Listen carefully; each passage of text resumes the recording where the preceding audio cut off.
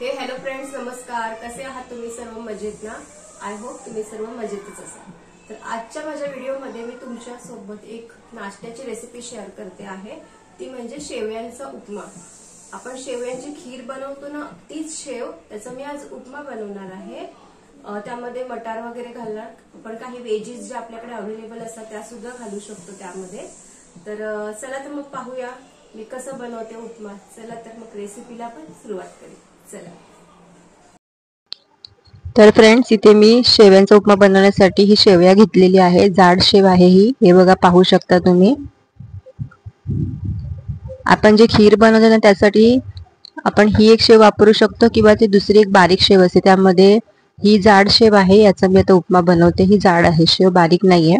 इथे कांदा घेतलेला आहे, टोमॅटो घेतलेला आहे, कढीपत्ता घेतलेला आहे, फ्रोझन मटार घेतलेले आहे. तुमच्याकडे सीझनल मटार असेल तर सीझनल मटार घेऊ शकता. इथे मॅगी मसाला आहे आणि बारीक चिरलेली कोथिंबीर आहे. इथे अद्रक लसूण मिरचीची पेस्ट आहे, चवीसाठी घेतलेली आहे मी. इथे हळद आणि आपला रोजचा घरचा मसाला लाल तिखट, हे दोनच मसाले इथे वापरणार आहे. आपला स्पेशल मसाला मॅगी मसालाच असणार आहे यामध्ये. तर आता सर्वप्रथम मी गॅस ऑन करते. इथे मी गॅस ऑन केलाय, कढई ठेवलेली आहे. त्यामध्ये मी आता तेल गरम होण्यासाठी ठेवते.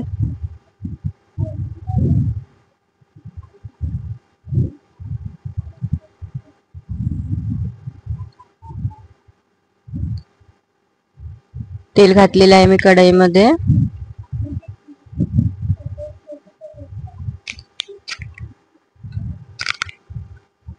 तेल गरम झालं की त्यामध्ये मी राई घालणार आहे. इथे आपल्याला तेल तापलेलं आहे. आता त्यामध्ये मी राई घालते फोडणीसाठी.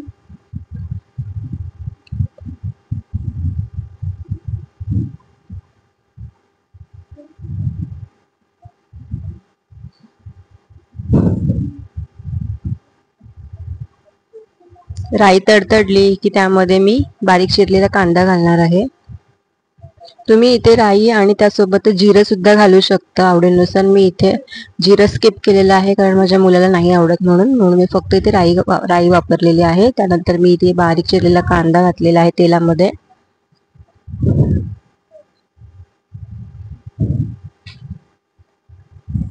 कांदा घातल्यानंतर मी लगेच त्यामध्ये आता चवीनुसार मीठ घालते, जेणेकरून आपला कांदा लवकर शिजेल.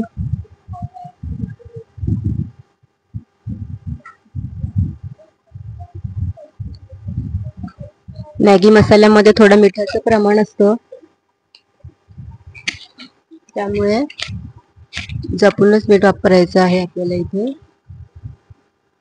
मी थोडंसंच मीठ घातलेलं आहे कारण मॅगी मसाल्यामध्ये मिठाचं पण थोडं प्रमाण असतं. त्यामुळे कांदा आपला चांगला सॉफ्ट झाला, तेलात छान परतला की त्यानंतर आपण त्यामध्ये घालणार आहोत टोमॅटो.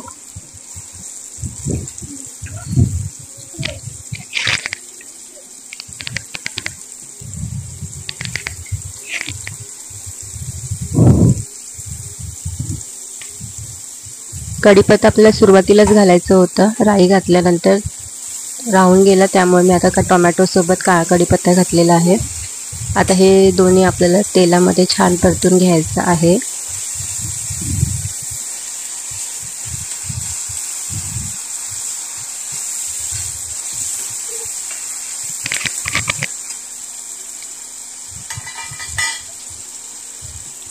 टोमॅटो आपले छान सॉफ्ट होईपर्यंत आपल्याला हे परतायचं आहे. आता या प्रोसेसलाच मी यामध्ये अद्रक लसूण मिरचीची पेस्ट घालणार आहे चवीनुसार.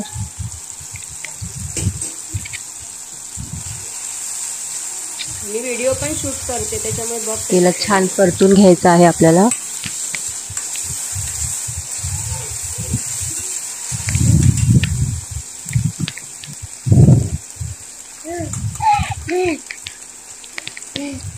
आता यामध्ये मी हळद घालते कलरसाठी.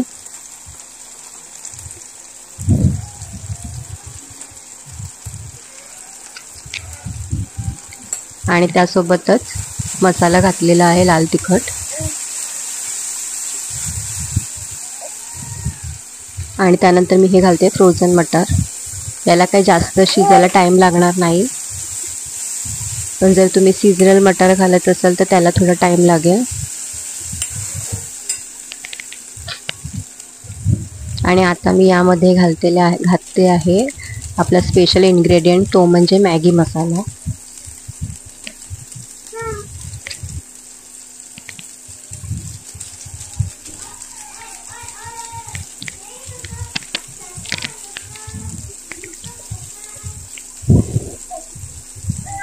एक अर्धा पॅकेट होतं मॅगी मसाल्याचं, तर ते मी इथे घातलेलं आहे.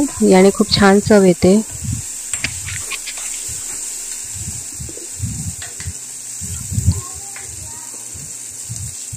आता यासोबतच मी आता घालते आहे इथे शेव.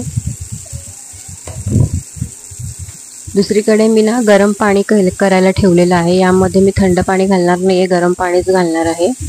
दुसरीकडे मी गरम पाणी ठेवलेलं आहे करायला. आता इथे मी शेव छान परतून घेते. यामध्ये तुम्ही यामध्ये अजून पण व्हेजीस घालू शकता, जसं की गाजर घालू शकता, बीन्स घालू शकता. तुमच्या आवडीनुसार व्हेजीस यामध्ये तुम्ही घालू शकता.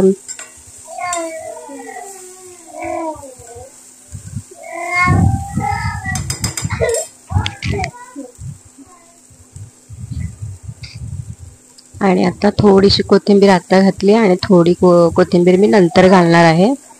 अजून एक गोष्ट यामध्ये तुम्ही घालू शकता, ती म्हणजे काजू घालू शकता तुम्ही, त्याने सुद्धा खूप छान चव येते. छान परतून घेतल्यानंतर मी यामध्ये गरम पाणी घालते.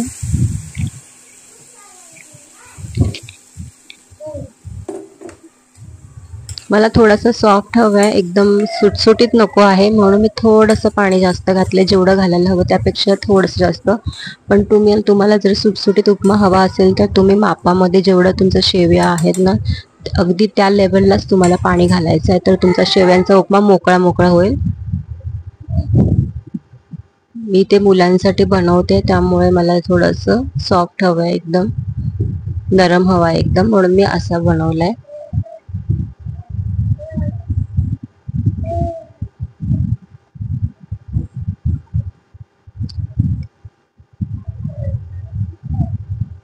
तर इथे आपलं पाणी आटेपर्यंत आपला उपमा रेडी आहे शिजून. वरून गार्निशिंगला मी कोथिंबीर घातलेली आहे मस्त.